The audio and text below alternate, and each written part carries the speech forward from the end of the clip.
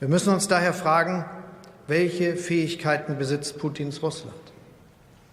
Und welche Fähigkeiten brauchen wir, um dieser Bedrohung zu begegnen, heute und in der Zukunft? Wir müssen deutlich mehr investieren in die Sicherheit unseres Landes, um auf diese Weise unsere Freiheit und unsere Demokratie zu schützen. Das Ziel ist eine leistungsfähige, hochmoderne, fortschrittliche Bundeswehr, die uns zuverlässig schützt. Assalamualaikum warahmatullahi wabarakatuh. Perkenalkan, kami dari kelompok 2 akan membawakan materi tentang tantangan, krisis keamanan, dan politik Jerman pasca Zeitenwende. Sebelumnya perkenalkan, nama saya Muhammad Fajran Bagio. Lalu saya ada Pramay Ihsan Pandia. Lalu saya ada Lutfiar Saputra Roberta. Perkenalkan semuanya, saya Aska Zarkasy Fahmi Santosa, merupakan mahasiswa program studi hubungan internasional Fakultas Ilmu Sosial dan Ilmu Politik Angkatan 2024 dengan NIM 2024 05100194. Nah, lalu ada Zeitenwende sendiri memiliki arti perubahan zaman atau titik balik. Dalam hal ini, Jerman yang sebelumnya memiliki hubungan serta relasi dengan Rusia, khususnya dalam proyek Nord Stream 2, mengalami kebuntuan. Hal ini adalah respon negara federal tersebut untuk menanggapi aksi Putin dalam melancarkan serangan dan invasi terhadap Ukraina. Hal ini kemudian memicu perubahan politik luar negeri serta fokus Jerman dalam memperkuat Bundeswehr sebagai angkatan senjata Republik Federal Jerman. Jadi alasan dari Jerman mengeluarkan pernyataan dan sikap Zeitenwende ini tuh karena konflik Rusia Ukraina sebagai penyebabnya.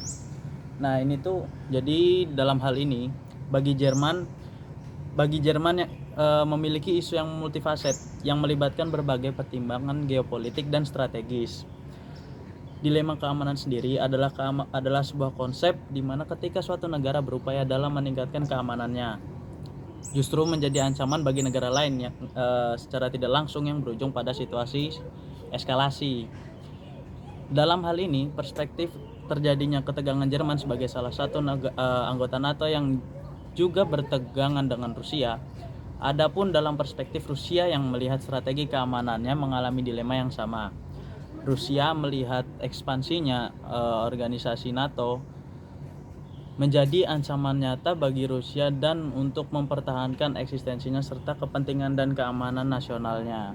Hal inilah yang kemudian menjadi alasan Rusia dalam melakukan serangannya terhadap Ukraina sebagai respon akan berkembangnya ekspansi NATO ke wilayah Eropa Timur.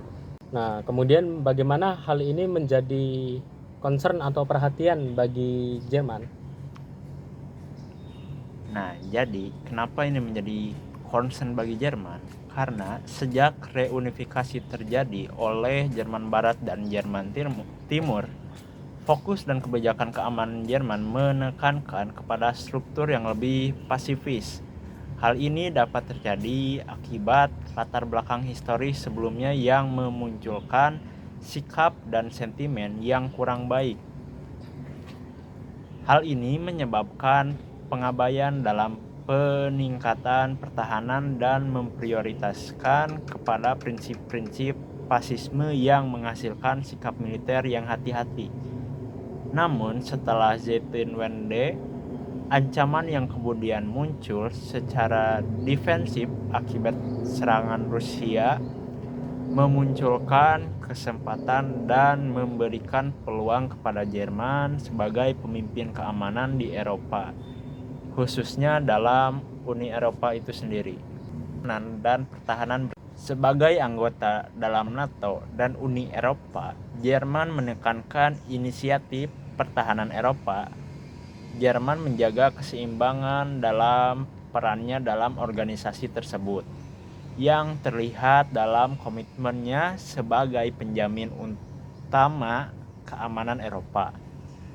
Hal ini terbukti pada saat kepemimpinan Friedrich Merz yang Sebelumnya kita telah mengetahui bagaimana konflik Rusia-Ukraina telah menjadi perhatian dan ancaman. Kemudian, Bagaimana hal ini mempengaruhi kondisi politik domestik, khususnya dalam politik pemerintahan Jerman? Secara historis, Partai CDU lebih mempertahankan status quo dalam kebijakan Jerman dengan Rusia yang menekankan pengekangan militer, perdagangan, dan diplomasi. Di sini, Partai CDU lebih memprioritaskan hubungan yang terbatas dengan Rusia, namun tanpa meningkatkan eskalasi yang terjadi di konflik Rusia-Ukraina. Adapun pandangan dari AfD yang lebih menekankan Dinton atau periode tenang dengan Rusia dan menolak kebijakan luar negeri agresif dengan mengurangi ketegangan dan konfrontasi langsung. Kemudian poin kedua adalah dalam pandangan CDU hanya mendukung pengiriman bantuan persenjataan terhadap Ukraina dan menggambarkan sebagai kekuatan pembentuk dalam kawasan Eropa sebagai komitmen dan pertahanan keamanan Eropa. Sedangkan AfD juga menekan konsekuensi ekonomi yang negatif akibat pemberian sanksi kepada Rusia dan lebih berfokus pada perlindungan ekonomi daripada militer. Di sini CDU memiliki pandangan yang berbeda dengan AfD, di mana CDU tetap memberikan dukungan kepada Ukraina dalam menghadapi Rusia, namun berbeda balik dengan AfD yang sepenuhnya menentang semua pemberian dukungan yang berhubungan langsung dengan Ukraina. Lalu poin ketiga dan yang poin terakhir yaitu adalah kecenderungan garis keras CDU dalam menyeimbangkan upaya diplomatik tradisional. CDU berupaya untuk memastikan Jerman untuk tidak berkonfrontasi secara langsung dan menjauhkan konflik tersebut yang dapat mengancam keamanan dan kepentingan nasional. Sedangkan AfD cenderung mempertanyakan legitimasi kenegaraan Ukraina dan lebih sejalan dengan klaim geopolitik Presiden Rusia.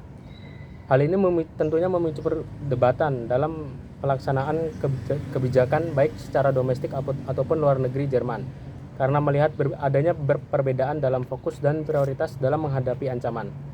Pihak oposisi yang cenderung lebih menolak dan lebih menekankan kooperasi serta mengurangi intervensi serta tidak diperlukannya peningkatan pertahanan.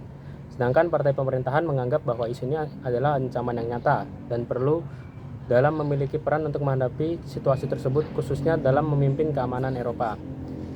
Serta pemerintahan Jerman yang saat itu dipegang oleh partai SDP, Greens, dan FDP menekankan perlunya dalam melakukan penguatan pertahanan dan peran dalam melakukan kerjasama dengan Uni Eropa dan NATO. Pada kesempatan kali ini adalah kesempatan bagi saya untuk menjelaskan tentang Zeitenwende. Ketika itu ada dua pertentangan antara Olaf Scholz selaku kanselir Jerman ketika itu dan Friedrich Merz yang waktu itu sebagai ketua partai oposisi CDU. Itu merupakan respon Jerman terhadap perang di Ukraina. Tapi apa artinya bagi kepemimpinan Jerman? Bagi Jerman ini adalah analisis yang merupakan respon perbedaan mendasar antara visi Scholz dan penantangnya, yaitu Friedrich Merz. Scholz memimpin dengan etika tanggung jawab yang sangat hati-hati, mewaspadai langkah gegabah. Kemudian sebaliknya, Friedrich Merz dan partai oposisi, yaitu CDU, menganut etika keyakinan yang lebih tegas. Bagi Merz, kehati-hatian Scholz adalah kelembanan yang berbahaya. Gaya real politiknya menyuruhkan Jerman untuk segera memenuhi tanggung jawab kepemimpinannya, memperkuat NATO, dan meninggalkan jalan khusus pasifis pasca perang. Namun, mengapa implementasi Zeitenwende tersebut tersendat? Teori neorealisme menjelaskan mengapa Jerman harus bertindak. Lingkungan yang berbahaya memaksa peningkatan militer dan kemandirian energi.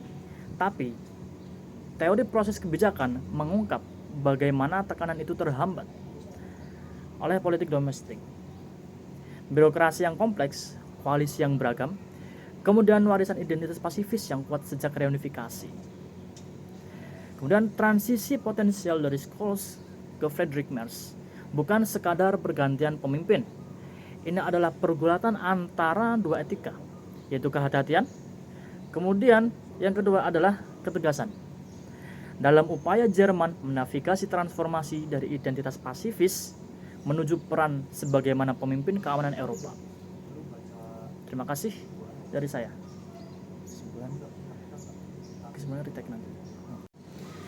Kesimpulannya, politik Jerman Zeitenwende merupakan respon dari perang yang terjadi antara Rusia dan Ukraina.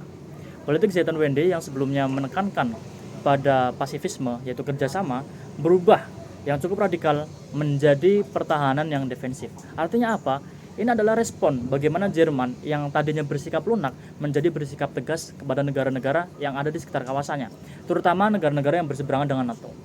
Baik, terima kasih. Ini saja yang dapat kami sampaikan dari kelompok kami. Mudah-mudahan dapat diterima dengan baik dan dapat diskusikan. See you again. Assalamualaikum warahmatullahi wabarakatuh.